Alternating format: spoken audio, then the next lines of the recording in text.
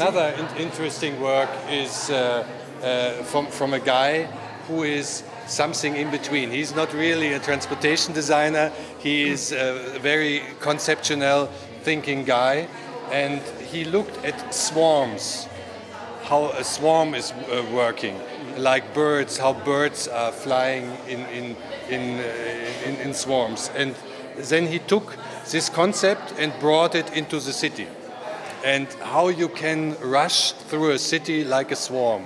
And he wrote a very interesting concept around, and designed also various cars which are reflecting this different attitude. And so you can't really drive this car anymore. So these cars are running in this swarm, and the swarm is organizing also the rush through the city.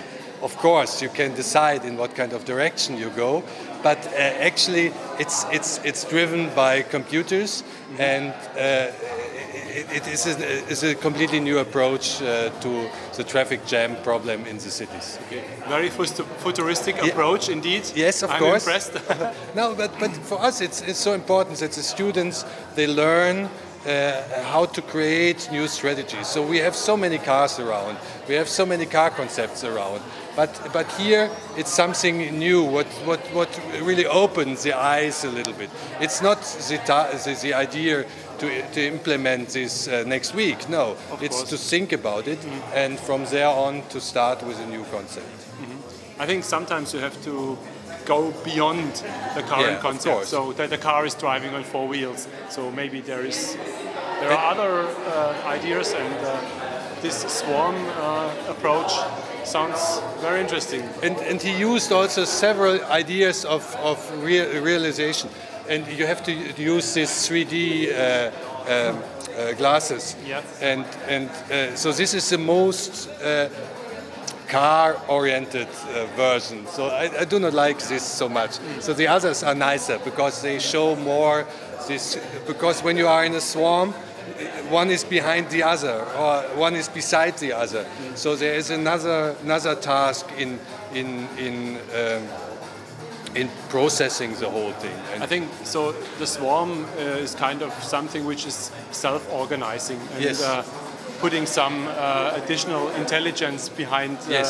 So the swarm together is more intelligent compared to the individual piece of the swarm. And I think that's the appealing idea of the theory. And the other point is how this is reflecting by the design. So what he is using, he has a translucent shell, because also there is no need for air safety systems and stuff like this anymore, because it's controlled by the swarm, and therefore you have a different kind of structure in the car, which is not more so much different rules. The interesting point about swarms is that you don't have any kind of hierarchy inside of the swarm. And if you look at transportation systems right now, it's all about hierarchy and some kind of competition.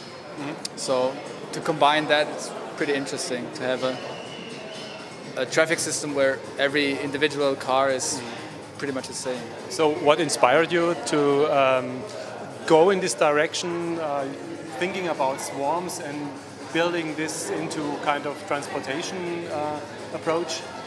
I mean, I looked at how nature organizes masses of individuals, and then if you look at bionic stuff, then you find more about swarms, and swarm is just an organization of masses of lots of individuals. Okay. And I mean, that's pretty much the same we need in cities to move around. So, that's the combination of it. Sounds very interesting. Very futuristic, but I don't know. I mean, the Fraunhofer Institute is working on stuff like that, so it's not that far away, I think. But it's kind of a vision. Yeah, definitely. You need to have a vision at some point. Yeah, I mean, it depends on to whom you are talking about. I mean, there are some people who really need to know everything and how does it work and what kind of material and everything. and other people are more interested about the idea. So that's the difference. It's for me. It's always the point where you start thinking about materials and concepts and how to realize things. Sometimes it's also limiting yourself if you start too early. And it's kind of not freeing up all your creativity. And, that's true. That's the point. So. Yeah, it's always. I think it's really important to think about where you start thinking about a problem or thinking about a solution. Yeah. Because I mean I think that is the difference between me and a lot of transportation students. Because my point of view is a different one. So we haven't introduced yourself, so maybe just that we have to capture your name. Yeah, my name is Niels Ullendal. This is my diploma, and I'm looking for a job right now. Okay. Yeah. So maybe you get something after we have published the video clip, and hopefully we can support you a little bit, at least from our side, in giving you our platform to present a little insight into your work. So thank you very much for explaining. And, thank you.